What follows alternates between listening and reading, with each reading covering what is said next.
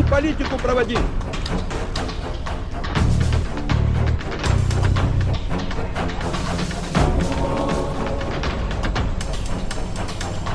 A nuclear war cannot be won and must never be fought.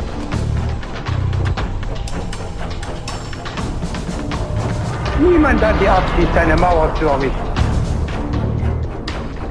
Mr. Gorbachev, Tear down this wall.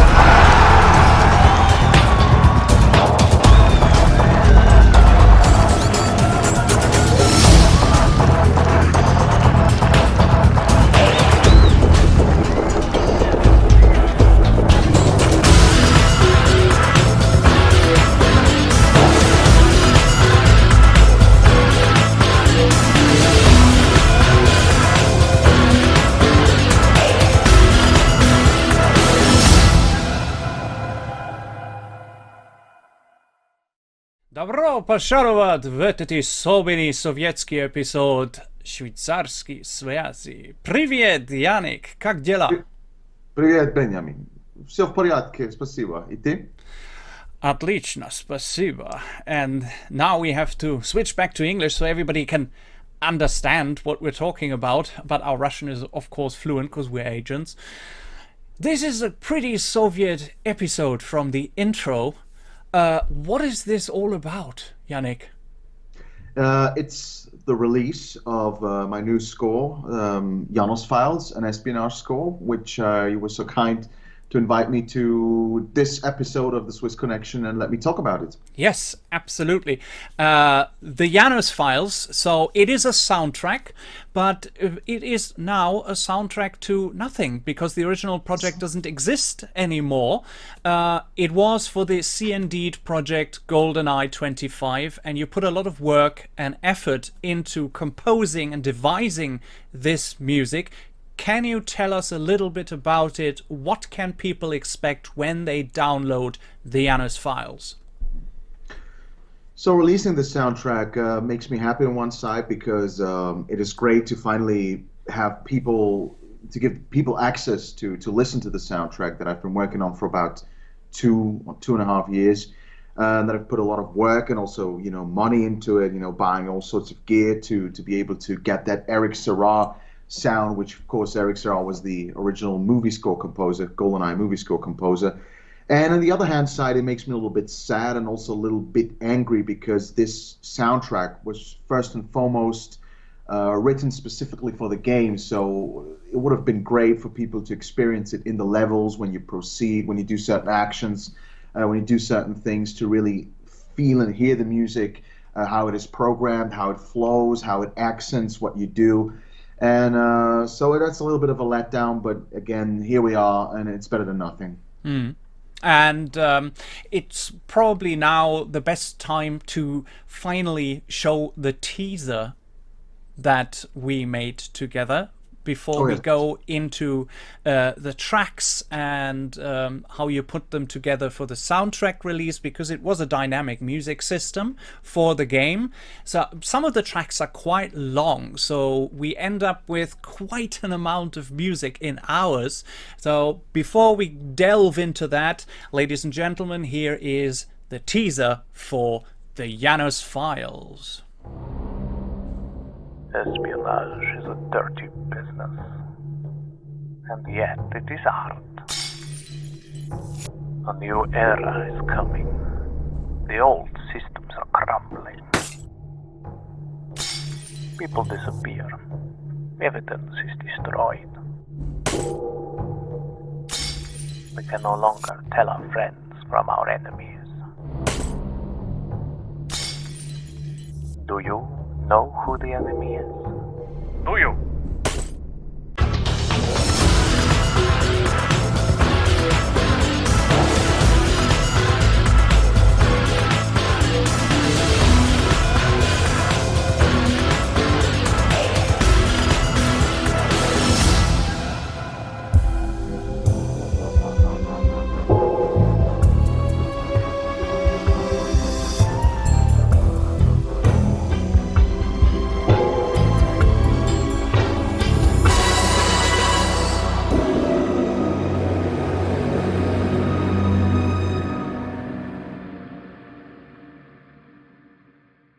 Wow, what a teaser. And it says over 5 hours of music. Yes. 5 hours. Yes. Can you go into that? How does that amount to 5 hours? So we had a whole game score, and practically the whole score for the whole game was written. So I think it was about 20 or 21 levels that we had intended to do, and I have made tracks for 18 of them. 2 levels were missing in the end. It was Cradle and Streets. Those 2 levels I didn't get to do because the levels didn't progress that far that it would have necessitated me to do the music. Yeah. But of course, the tracks are very long. It is a dynamic, or it would have been a dynamic music system. So when you do a movie score, of course, you write to the picture. But in a game, it's a whole different ball game, because you do music for every possible situation. So usually per level you have an ambient track, which is being played when you sneak around the levels and so on. Then you have an alert track when the guard is alerted to your presence. You have an action track. Then you have certain highlights. When I think of this an ominous park track, for instance, which of course was the score for the statue park level. You had a very dynamic music system because it was a lot of orchestral music, and then at one point it switched to that infamous Tiger Skate music, and then again it went to orchestral again. So there's a lot of events and stuff that you have to address, and that's why you wind up writing a lot of music. And there's also a lot of additional material on the score, so tracks that have never been released, never been used, because in some levels I've written a couple of test suites, so to speak. And I wound up using, of course, only one of those tests, and the other ones I didn't just want to throw away, but I also figured because when I release a score, I want it to be complete, and I want people to experience everything that has been done, within that project. Yeah, absolutely. And the score sounds really fantastic. I mean, the tracks that are not the unused ones, they have a really great feel to them, and they capture a lot of the essence that the GoldenEye soundtrack had. There are a lot of recognizable elements in there that, when you listen to it, make you go, "Oh yes, that's Eric Serra's influence right there." There's quite a lot of the Bond theme in there, a lot of vibes. So for who is this score particularly? Who should download that? What kind of person is that who listens to the entire 5 hours of that score?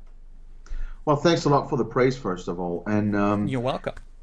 to answer your question, I think it is, my goal was to, really go back, like you said, to the Eric Serra sound. And of course, I've recreated all those sounds because legally you're not allowed to use samples and to release that music. So I had to remake them myself. Some of them probably bring it to a little modern era because some of them were quite faded in the original.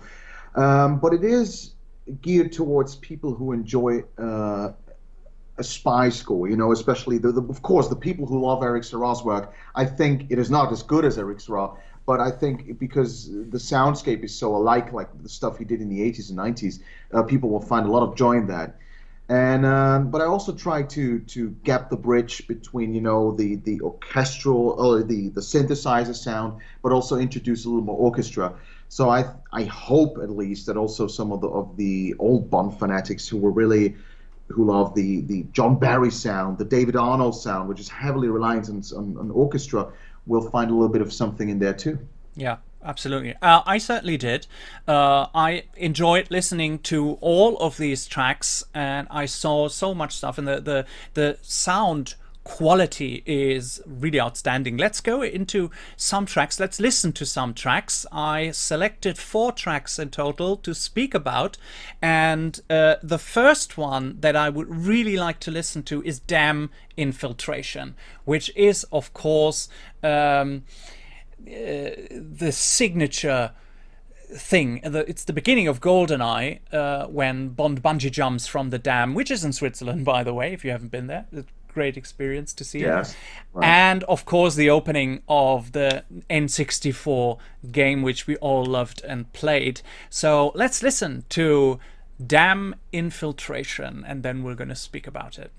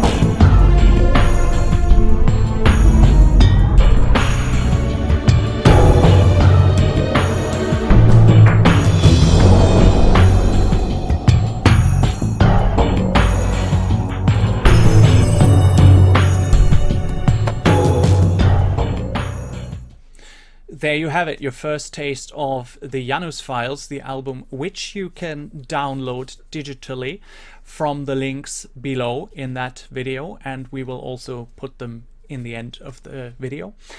Yeah, as I said before, the signature scene in GoldenEye, Bond bungee jumps from the dam, and in the game you can experience it as well. And Yannick, you did something really clever throughout the entire Janus files espionage score. You implemented elements that Eric Serra did not use in his score. For example, the theme of GoldenEye, then performed by Tina Turner, and we just heard it in that sample. You could hear parts of the verse. Why did you include that? Did you just want to bring something new? Or because it sounds like the lost soundtrack to GoldenEye. I mean, it's fantastic every time I listen to it. Thanks. Well, I thought for me it was very clear. Now we have heard some stories about how the whole collaboration back then with Eric Serra and also Tina Turner, the whole score thing was quite special. And I just thought for me it was a no-brainer because you had that concept of implementing elements of the title theme in the score before with John Barry. You had it after with David Arnold. And I thought, why not do it in GoldenEye, especially since GoldenEye has, I would say, 2 or 3 very, very, very remarkable elements. So you have the dum dum dum dum, and then like you said, you have the verse da da da da da da da. And I thought I just want to incorporate that into the score, like you said, into the whole score where I see it fit. And since parts of Dam track, the Dam Infiltration track, were very sneaky, subtle, it's like Bond has everything under control and he sneaks around the place, I thought that is the right place to introduce these elements, especially, and like you said, it's the first level of the game, so you should know from the get-go you're in the GoldenEye world, and so that's why I specifically used it in the first level and featured it so prominently. Yeah, absolutely. And going back, speaking about these GoldenEye references, especially from Eric Serra's score, there are some instrument elements in there that you had to recreate. For what I mean, it's this bang thing, this, what is it, a sonar sound. How do you do that? It's been an ongoing discussion. That sound, of course, is still very, very known these days. Still, it is the sound of the 90s GoldenEye and so on. It is actually, some people say it's a sound on one of the EMU synthesizer racks, but that was used in the game. But Eric Serra actually detuned the tambourine sample, and that's what creates this sound. And I think that's one of the very prominent ones. And when you talk about sort of the Eric Serra catalog, you have some of the elements, like you said, there's this, I call it sonar too. I would love to find out what he actually called it back then. I mean, he must have had a name in the library for that sound. And then you have other things, like he often uses triangle, and then also a synthesized timpani sound, that you dum dum dum dum, that stuff, Yeah. And the other thing is that people don't often talk about it, but it is so GoldenEye. It's that sort of, it almost sounds like an orchestra, like a choir sample. It's just vroom, Yeah, absolutely. vroom, vroom, that stuff. That's also one of the things that I recreated. And by the way, that's not even a choir sound. It's a very low-pitched, one-note orchestra sound. Oh. Well, I guess you can do a lot with going down and going up in tones, and that creates these special soundscapes. Yeah, absolutely. That's what I found fascinating about the Eric Serra sound when I got to know it back in the days. It was you could tell it was something otherworldly, but it always felt organic, and it's because he takes organic real life sounds and just basically, well, it's the Eric Serra 101. It's just detune it, throw a couple effects over it, and then you get into a very special sound space instantly. Absolutely. Let's listen to another track. The one I picked is Derailed. I think this is music that was intended for the train sequence. Exactly. If you've played the N64 game, there is a level on the train which was sort of a secret favorite of everybody, because it was just straightforward. You went through the entire length of that bullet train, that rocket train from GoldenEye, and you ended up with General Urumov and Xenia and 006 Alec Trevelyan in that car, and you had to laser the floor. I remember that. It's really, it was a fun level. And let's listen to your version of Derailed.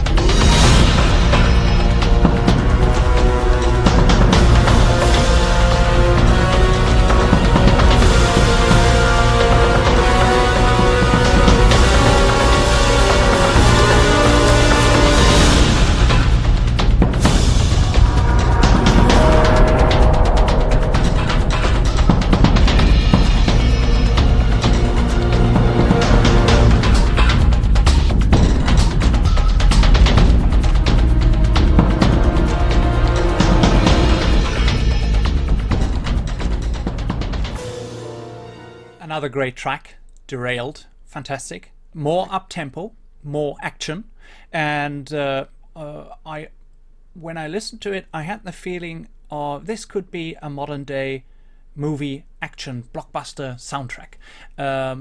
If I didn't know it was from you, I would say it is from some film that really made an impact and really had a great composer.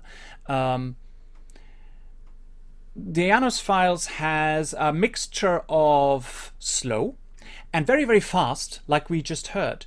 Isn't your head banging in the evening? Don't you have a headache when you compose that kind of stuff, especially when the tracks get longer and when you listen to it?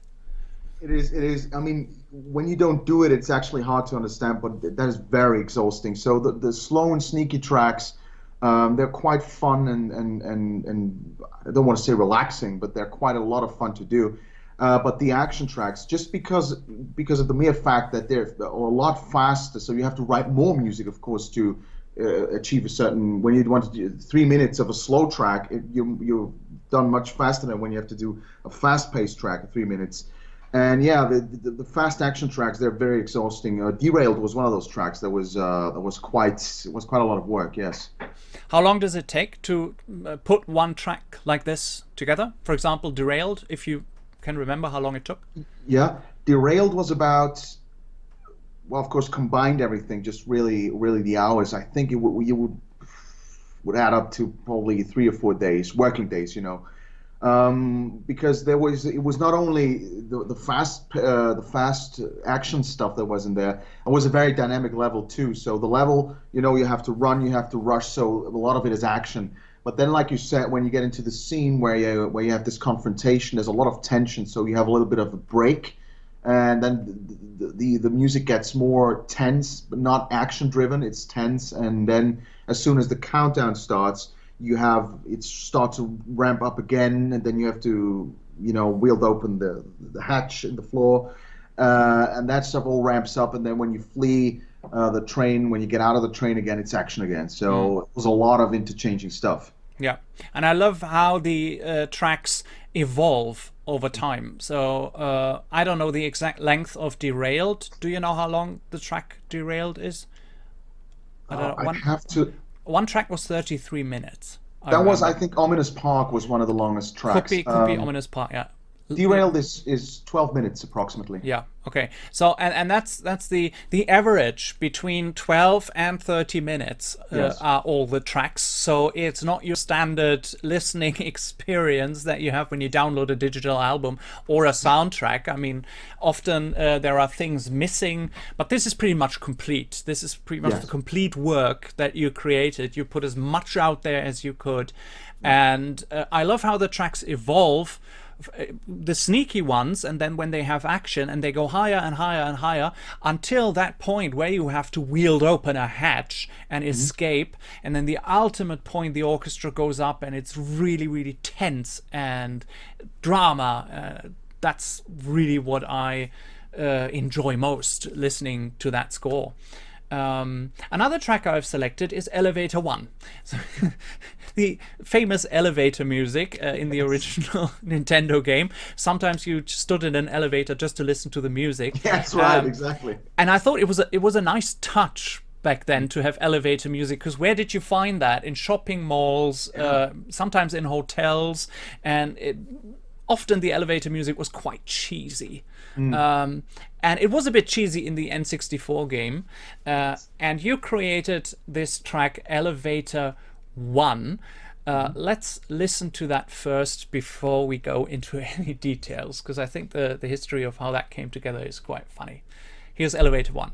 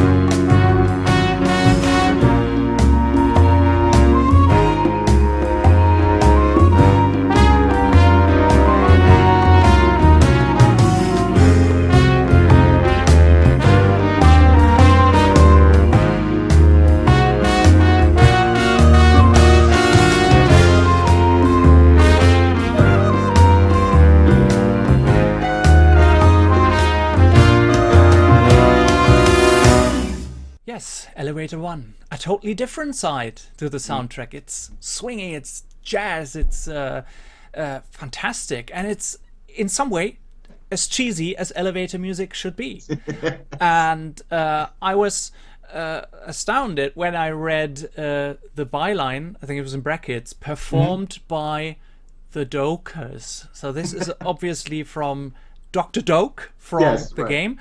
Now, I thought about what did Yannick do? Did he get David Doak to play the bass guitar or something? And did he get some of his friends together and they together are the Dokers and they performed that track? No. It's completely made up. It's sort of a fun touch that I love to do. I first did that back in the day when I did the rescoring of No One Lives Forever, another great computer game classic, a spy game, totally spoofing the sort of 60s spy genre. And I did a couple of tracks there and made up a couple of band names. So to create a little bit of a mystery, could it be some sort of a fake band? Could it be touring somewhere? Of course, now we've debunked it, but it was worth the gag. Yes, I wanted to have, because David Doak was such an avid supporter of the whole project, of the whole GoldenEye 25 project. I sort of wanted to pay tribute to that and to him. Absolutely. You should send the track to him. I did. I sent him the score. Yeah. Oh, great! Wonderful. Yeah. Did he reply? Not yet. Like you said, he's a very busy man, and then the soundtrack is over 5.5 hours long. But he was very thankful and appreciative of me sending it to him. Yeah. Okay. Maybe he will see the video. We should share it to him on Twitter. Definitely do that. Yeah, I will do. Yeah. Mm-hmm. I know, I follow him. It's always fun to read his tweets and his replies to a lot of things. So it's really, Dr. Doak, you rock. Really fantastic guy. Yeah, absolutely. Mm-hmm. The last track I want to speak about, and the last preview that you get before you hopefully download the score, is yacht casing. Now, casing is normally like a shell casing. Yes, but it's also sort of a slang term, like to find out and to sneak around and there's an expression to case the joint, which is sort of I just get the German word now, untersuchen, to sort of Yeah, inspect. inspect, yeah, expect a place, exactly. It's inspecting the yacht, so to speak. Yes. Where is that as slang? Did you get that from your friends at the CIA? I think so. Yeah, it's most likely it's American. Yeah. Okay. We don't like that in a Soviet program like this. Yes, of course. Okay, here we go. Yacht casing.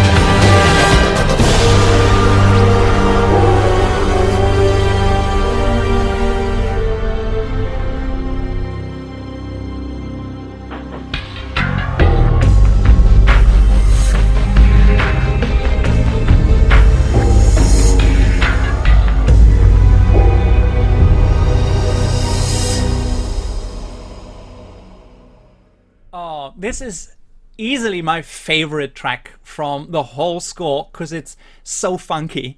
And whenever I listen to it, I imagine Xenia on a top on her, how do you call that, home trailer treadmill machine, going listening to yacht casing. It's sort of like that. It's really fun. But and then I think there wasn't even a yacht in GoldenEye. It's a level we made up. It's actually a level where you see Xenia on a treadmill. Nice touch. Really good. Yeah. No, actually, what we wanted to do is, because you're right, every track corresponds to a level in the game, but of course there was no yacht game. Like you said, the next closest thing would have been the Lafayette frigate. Yeah. But that had a different track. But yacht casing was actually, it was an additional level we came up with that we wanted to implement in the game, because we said we actually want to give the player the possibility to go on the yacht Manticore, like you did in the movie, where you would sneak on the yacht and you would have to case the yacht and look around, find out stuff, find Admiral Chuck Farrell. You have to find out what's going on, and then you would have discovered some cases. I think it would have been briefcases locked up somewhere, and you would have had to find a key to the safe. And there you could find the plans of Oromov, and so on. And it would have been a little intermission level. And the score was for that level, yes. Wow. Really. And I must say, if you put this under a modern action blockbuster, this would be a fabulous chase. It would be fabulous chase music. We should try to put that under some Bond chase scenes, car chases or something, because this is really, for me, it is the track. And I know I'm showering you with compliments right here, but it has to be said, this sets you apart from so many other composers who think they can compose some brilliant stuff, and it's just putting samples together and they think it fits. But here there is really a lot of thought going into that, and I love the repeating Bond theme in there, and I like the orchestral elements. Can you tell us what software suites you use to compose this kind of thing, so that maybe other people who think they have a talent can do the same? So it is a combination. My main sequencer is Cubase. I think I'm on version 9.5 now. Then I used a lot of different orchestral programs. Symphonia is one of them. I use LA scoring strings. I use a little bit of Cine strings, cinematic studio strings. Then I have the brass. I have special brass programs. I have the breath controller. I use Berlin brass, I think. I use Volande also. But to get this sort of sound that I have on this score, it's also very reliant on a lot of old technology. So I have a lot of pedals here. I have drum computers, old 80s, 90s drum computers. I have synthesizers, ROMs. I have stuff that some of them also probably most likely Eric Serra used some of this stuff. And then I also have, like some tracks are performed by Ryan Robinson, who does the guitar parts, and I have some bass tracks by another friend. So it's a big combination of things. But when you look around today, you have so much software at an affordable price that you can actually really start quite early on. Yeah. And some people say that it's not about the gear; it's about your ability as a composer to come up with things. And of course, I don't want to forget the most important GoldenEye instrument that I have here. You know what this is? Yeah, you told me, but I forget every time. It's a kazoo. Oh yeah. Can you play it for us? Yeah, it's used in a couple of tracks. It's a bit rusty now, but I think they cost about $6 to $7, so they're really cheap. But what was that? Oh, so yeah. that's sort of course, in the end, it's heavily processed, but it's sort of the root sound. Yeah. So, for the average home composer who would like to let his creative spirit go and flow into such a fabulous soundtrack, these things are available for people to buy. They cost some money, I think, these suites. I mean, they're not for free. Some of the things are for free on the internet, but you put a lot of not just effort but also money in there. But the possibility is there. Everybody could create a soundtrack like that. Yes, in theory, yes, absolutely. And I mean, a lot of the vintage gear that I have here, it gets more expensive now because they sort of enter the realms of retro material, and a lot of composers these days, especially also. I don't know if you've noticed it, but in the charts you have a lot of 80s sneaking into it now. And so these old synthesizers, I mean, a couple of years ago they were like really cheap. You could almost get them for nothing. Yeah. But now they increase in value because they're more sought after than a couple of years ago. And in the softwares that are around, you can get quite decent stuff because the technology has advanced quite a bit. So you can get basic stuff very cheap, and sometimes even for free, and you can get started no problem. There's also Cubase is quite an expensive software to compose on, but there's also freeware for that. Yeah, great, fantastic. Yannick, thank you so much for letting us listen in to some of the tracks of the Janus files. Now the last important question that I have to ask is, where can people get it? Well, thank you very much for having me and all the praise and giving me this platform. And also, I want to mention at this point that you have done the artwork and all this presentation and all these bits and bobs. Really an outstanding job. So I'm really it fills me with pride to see that stuff and to see how that goes to life. The least I could do for a project like that. Thank you.